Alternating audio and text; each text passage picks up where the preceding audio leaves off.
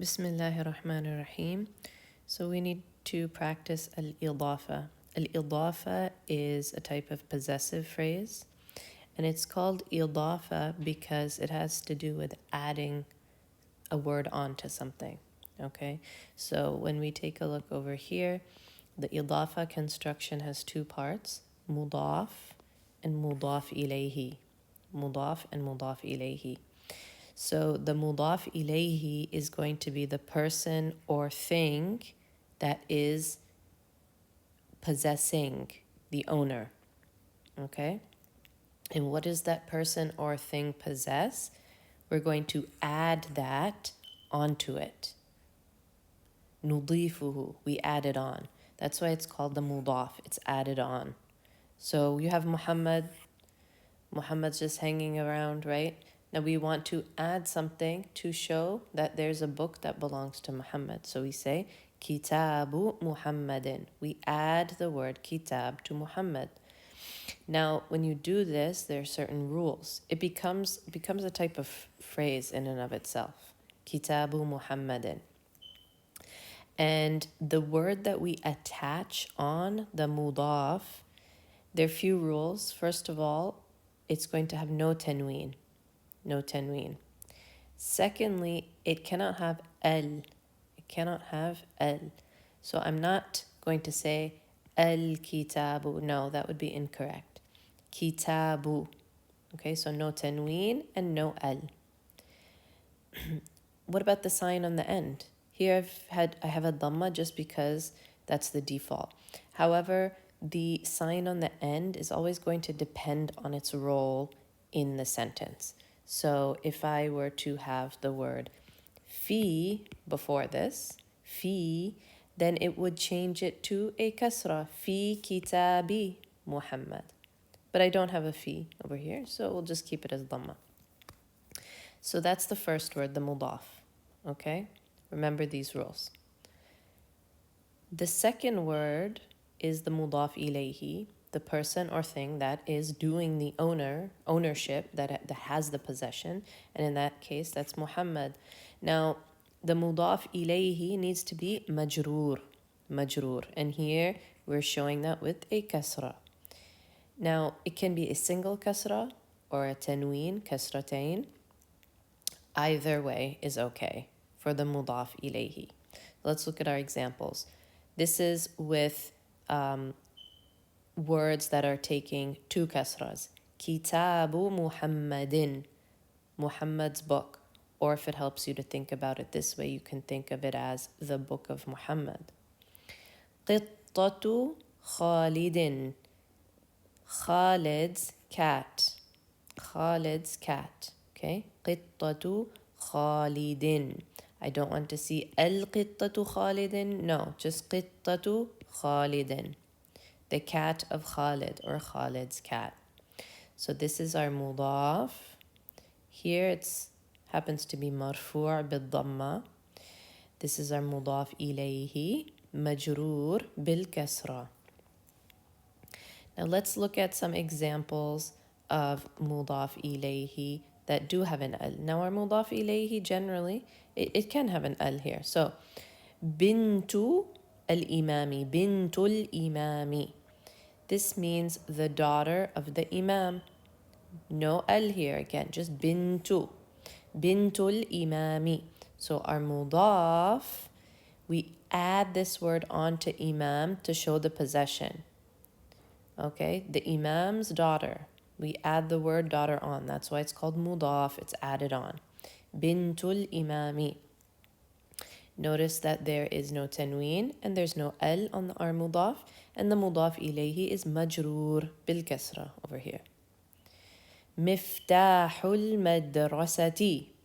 The key of the school. The key of the school. Miftahul madrasati. So, likewise, single dhamma, no al for our mudaf. Al-madrasati is mudaf ilayhi, majroor bil kasra. Let's look at this in action here.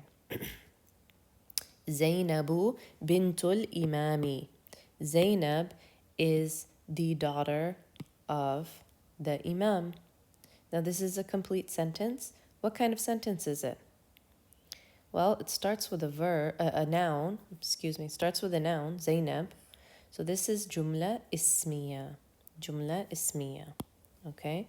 Now we know that in jumla ismiya we're going to have two parts, mubtada and khabar. So we need to find out which one is which. Let's see. Zainabu bintul imam. Zainab is the daughter of the imam. So Zainab is going to be our mubtada. Zainab, let's write that here, mubtada. Where is our khabar? Well, it's bint. Bint. Zainab is what? The daughter. So you'll say this is our khabar. In English, you could call this the subject and the predicate. So Zainab, let's finish the i'rab, is mubtada. It's marfu' because mubtada is always in the state of rafa'. It's marfu'. With what sign? Bid-dhamma. Okay. Now, what about our khabar? Bint is our khabar. The daughter is the khabar. Khabar, we're going to say it's marfu' bid-dhamma. But here's the thing. It's khabar marfu' bid-dhamma, but it's also something else. It's also a mudaf. It's mudaf. It's part of this Idafah construction. So we're going to add that detail here. Let's add it in a different color. I'm going to say وَهُوَ مُضَاف. وَهُوَ مُضَاف. خَبَرٌ مَرْفُوعٌ بِالضَّمَّةِ وَهُوَ مُضَاف. Whenever you have a mudaf, you have to have a mudaf ilay. Here's our mudaf ilay, al-imami. So I'm going to label this mudaf ilayhi. What's the grammatical state? It's majroor. What's the sign? Kasra. So it's majroor bil kasra. All right. Zainabu bintul imami. Now for your practice, this is what you need to do. You need to practice creating these type of sentences. Okay?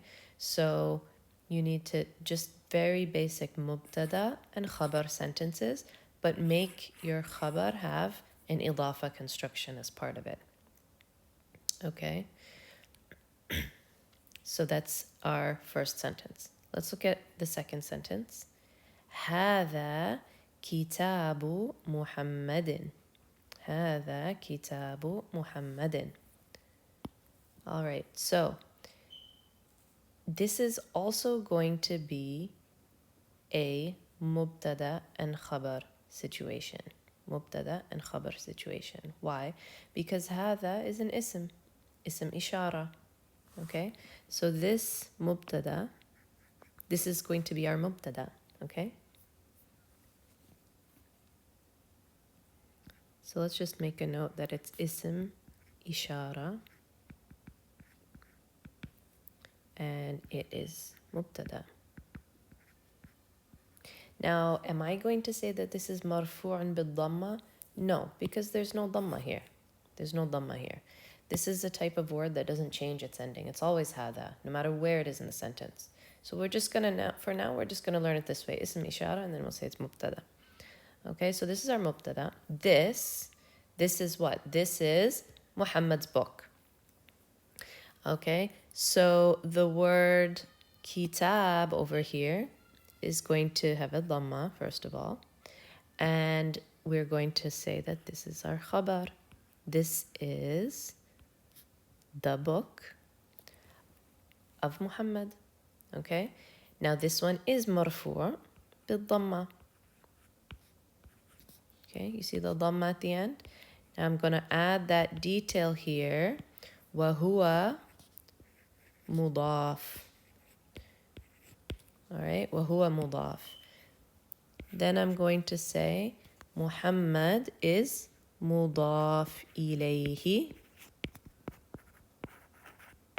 مجرور بالكسرة. مضاف إليه مجرور بالكسرة. So now you have two examples of sentences that are جملة اسمية, where you have the khabar of the sentence is an idafa construction. Okay, so let's highlight these idafa constructions here. And so you always want to keep an eye out for your idafa constructions in your sentences.